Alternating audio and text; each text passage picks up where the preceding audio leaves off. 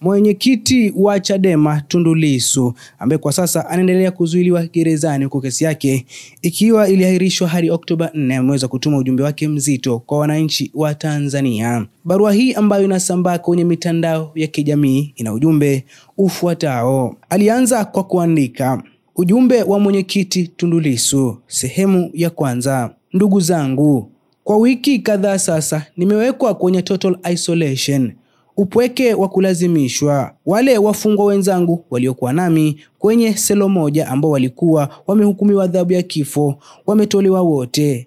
Nimeachwa peke yangu.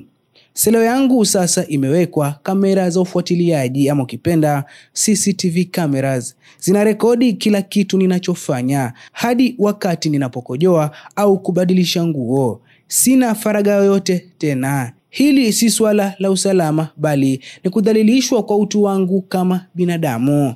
Naomba jambo hili lipigiwe kelele kwa nguvu zote kwa sababu ni ukiukwaji wa waziwazi wa haki za binadamu na ni kosa kisheria chini ya kanuni za Umoja wa Mataifa za matunzo ya wafungwa ama ukipenda Mandela Rules, ambazo zinasema wazi kuwa utu wa binadamu unabaki kuwa wa heshima hata akiwa gerezani. Kanuni ya kwanza: upweke wa muda mrefu au unaomnyima mfungwa mawasiliano ni ukatili na mateso. Kanuni ya 43 na 44. Pia ni kiukaji wa katiba ya Jamhuri ya Muungano wa Tanzania ibara 12 na 13 zinazolinda hadhi ya mtu na kumzuia kuteswa au kudhalilishwa.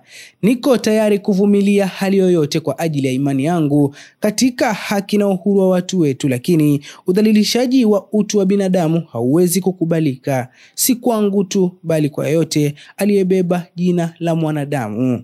Penzi mtazamaji, hii ndio barua ambayo Tundu Lissu ameweza kuituma kwa wananchi akiwa bado anaendelea kuzuiliwa gerezani, ambapo anasema kwa wiki kadhaa sasa amewekwa kwenye total isolation ama ukipenda kuwekwa kwenye upweke wa kulazimishwa, ambapo anasema wale wafungwa wenzake ambao walikuwa wameweza kuhukumiwa adhabu ya kifo sasa wametolewa wote na ameweza kubaki peke yake. Pia anadai ameweza kuwekewa kamera za ufuatiliaji katika selo hiyo ambayo zinarekodi kila kitu ambacho anakifanya hadi wakati anapoenda msalani ama hata kubadilisha nguo, na anasema hili si swala la usalama pekee bali ni udhalilishaji wa utu wake kama binadamu manake katika sheria, na anasema jambo hili anawarai wa Tanzania waendelee kupiga kelele kwa sababu ni ukiukaji wa haki za binadamu na pia ni ukiukaji ama ni kosa kisheria chini ya kanuni za Umoja wa Mataifa za matunzo ya wafungwa ambazo zinaitwa Mandela Rules, ambazo zinasema wazi kuwa utu wa binadamu unabaki kuwa wa heshima hata akiwa gerezani.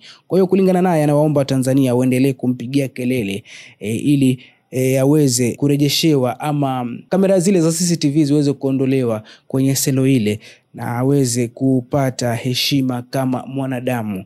Na anasema hii si kwake tu bali ni kwa yote anayebeba la jina la mwanadamu hafai kupitia hiki ambacho anakipitia kwa sasa. Mpenzi mtazamaji, si kwako una maoni gani kuhusiana na barua hii ya Tundu Lissu ambao ametoa hiyo jana? Na ni kwamba tu imebakia siku mbili hadi taifa la Tanzania litakapoingia kwenye uchaguzi mkuu Oktoba 29, lakini Lissu amekuja na barua yake hii nzito ikiwa na ujumbe mzito kwa wananchi, akiwarai waendelee kupiga kelele na kupaza sauti, huku yeye akiwa bado anasalia gerezani hadi mwezi Novemba ambapo kesi yake ya uhaini itaendelea kusikilizwa.